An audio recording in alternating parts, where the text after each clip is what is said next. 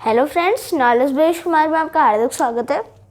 अभी तक जो आपने सिमेट्री पढ़ लिया था क्या होता है, अब जो नेक्स्ट टॉपिक है वो है डिप्लोब्लास्टिक एंड ट्रिप्लोब्लास्टिक ऑर्गेनाइजेशन, यानी कि द्विकोरिक व त्रिकोरिक संगठन।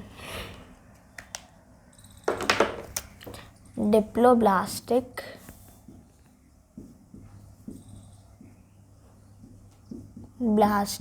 एंड ट्रिप्लोब्लास्टिक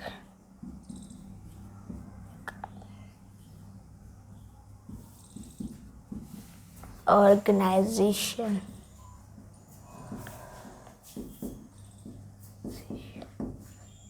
यानी कि द्विकोरिक और त्रिकोरिक संगठन।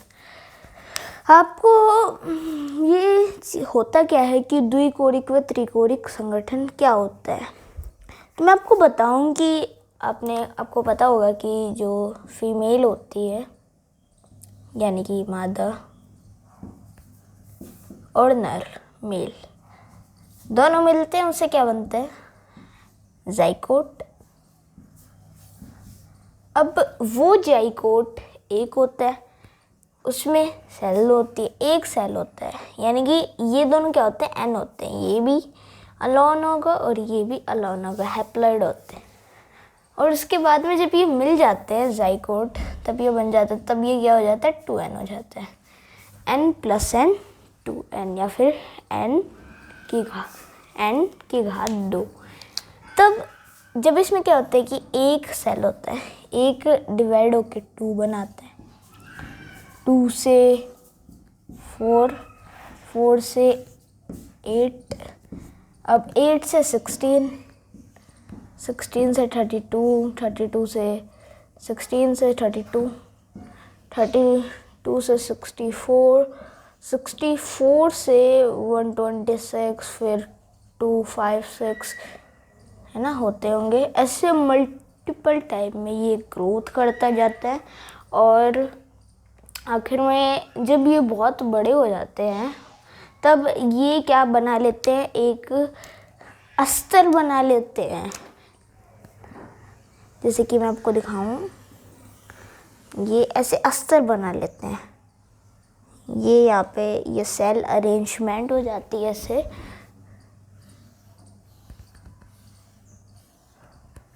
ऐसे नहीं कि ये सभी मिलते हैं तब जाके एक सेल मिलता है, नहीं, ये सभी सेल हैं और ये मिलके अस्तर बनाते हैं।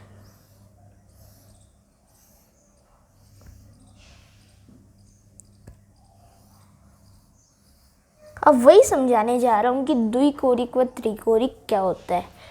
द्विकोरिक में क्या होता है कि 2 अस्तर होते हैं, यानी कि 2 भ्रूणीय अस्तर, यानी कि फर्टिलिटी लेवल।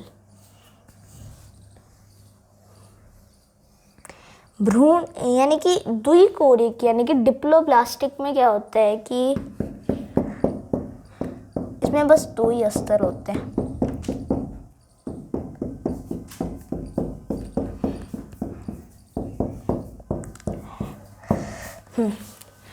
डिप्लोब्लास्टिक में ये होता है कि हाँ, इसमें 2 ही अस्तर होते हैं, यानी कि एक अस्तर यहाँ पे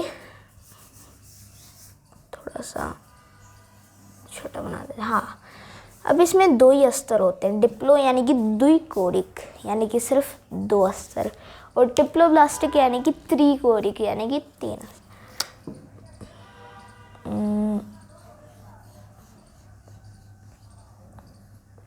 ऐसे होते हैं, अरेंजमेंट रहती है सेल, ये सभी सेल है, ध्यान रखिएगा, ठीक है। बाहर वाला जो लेयर होता है उसे हम वाय त्वचा यानी कि एक्टोडर्म कहते हैं, और अंदर वाली को हम अंतत्वचा यानी कि इसे हम एंडोडर्म कहते हैं। इनमें बस 2 अस्तर होते हैं जिन्हें हम कहते हैं डिप्लोब्लास्टिक। डिप्लोब्लास्टिक में बस एक ही यानी कि वो होता है, एक ही बस एडवांस होता है, वो होता है कि इसमें एक लेयर और आ जाती है यहाँ पे।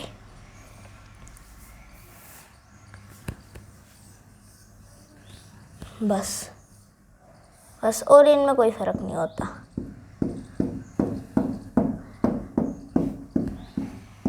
बस यही एक फ़र्क होता है जिससे इनमें बदलाव है कि इसे डिप्लोब्लास्टिक, इसमें एक और लेयर बीच में, यहाँ पे एक और लेयर बन जाते हैं जिसे हम कहते हैं मध्य त्वचा यानी कि मेसोडर्म। और कोई इनमें ज़्यादा खास बात नहीं है, दोनों सेम होते हैं डिप्लोब्लास्टिक, बट बस इसमें एक लेयर और बीच में यहाँ पे बन जाती है जिसे हम मेसोडर्म कहते हैं। तो इतना आपको पता चल गया। अब इसकी थ्योरी लिख लेंगे। तो मैं इसको मिटा देता हूँ। तो ठीक है फ्रेंड्स, मैंने यहाँ पे थ्योरी लिख दी है इसकी द्विकोरिक व त्रिकोरिक संगठन की। तो मैंने यहाँ पे थ्योरी लिख दी। डिप्लोब्लास्टिक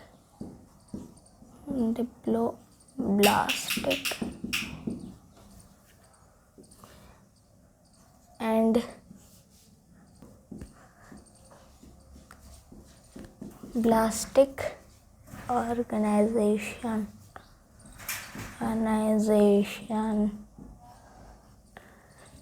ठीक है।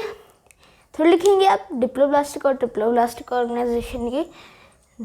हुज एनिमल्स, जिन एनिमल्स में उनके भ्रूणीय स्तर यानी फर्टिलिटी लेवल में एंडोडर्म और एक्टोडर्म यानी बाह्य त्वचा और अंतत्वचा पाई जाती है, उन्हें हम डिप्लोब्लास्टिक एनिमल्स कहते हैं, यानी कि द्विकोरिक।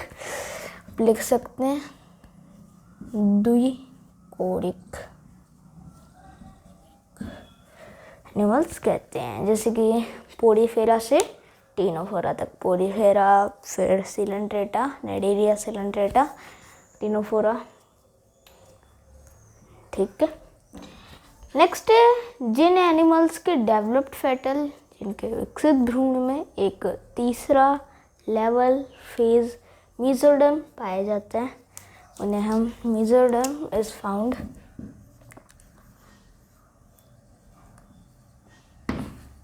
उन्हें हम ट्रिप्लोब्लास्टिक यानी कि त्रिकोरिक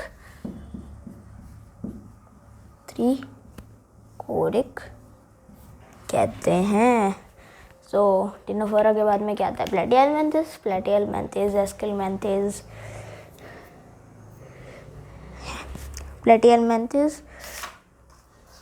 प्लेटिहेलमिन्थेस टू कॉर्डेटा। तो यानी कि platyhelminthes, aschelminthes, annelida, arthropoda, mollusca, echinoderm, hemichordata और कॉर्डेटा। तो यहाँ तक के प्राणी में क्या पाया जाता है? त्रिकोरिक यानी कि ट्रिप्लोब्लास्टिक ऑर्गेनाइजेशन पाया जाता है। तो ये आप थ्योरी लिख लीजिए। अब मैं उसके आगे उसके स्ट्रक्चर की बात करते हैं।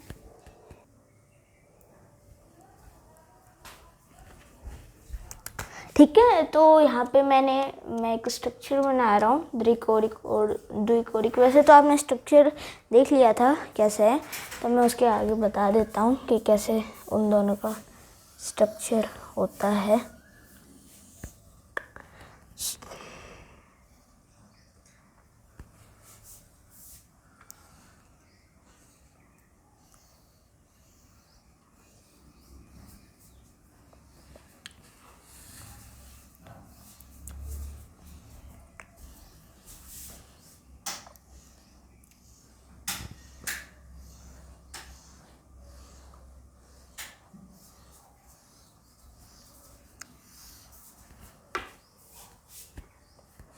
इसकी डबल लेयर है। ये मैं डिप्लोब्लास्टिक का स्ट्रक्चर बना रहा हूँ।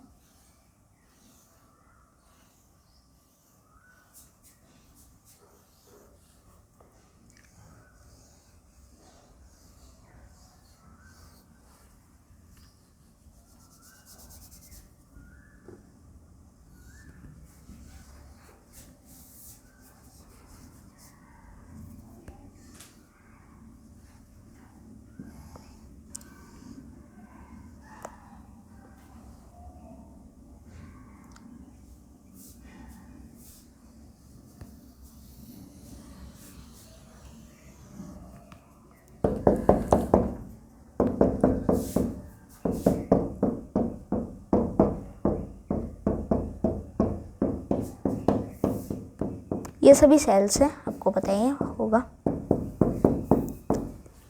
ओके, सब इसके अंदर एक और लेयर होती है जिसे हम अंतत्वचा कहते हैं।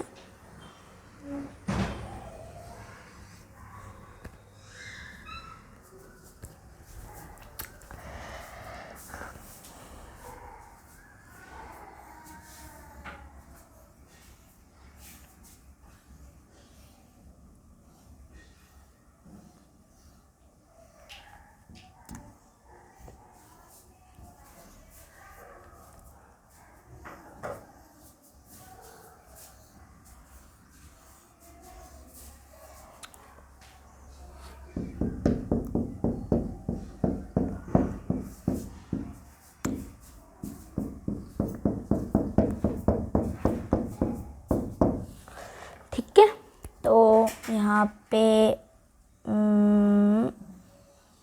हाँ हो गया।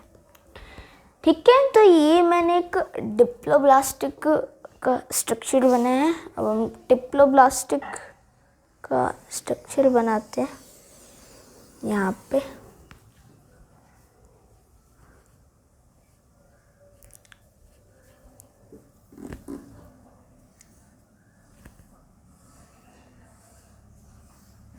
थोड़ा सा जल्दी बना लेते हैं।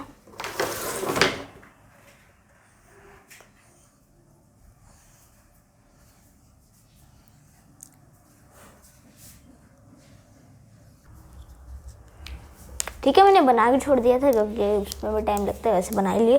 तो आप यानी कि ये देख सकते हैं ये दोनों, इसमें बस एक डिफरेंस है कि यहाँ पे एक और लेयर आ जाती है जिसे हम मध्य त्वचा कह देते हैं। इन्हें हम कहते हैं एक्टोडर्म।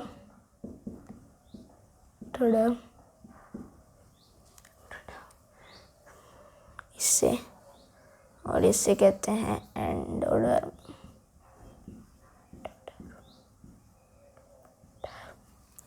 और इससे कहते हैं मेसोडर्म। ठीक है, तो आपको ये पता चल गया एंडोडर्म, एक्टोडर्म, एंडोडर्म, इसमें बस एक ही डिफरेंस होते हैं कि इसमें मेसोडर्म पाई जाती है। तो वीडियो अच्छा लगा तो आप लाइक कीजिए, शेयर कीजिए, चैनल को सब्सक्राइब कीजिए, सपोर्ट कीजिए। Thanks for watching.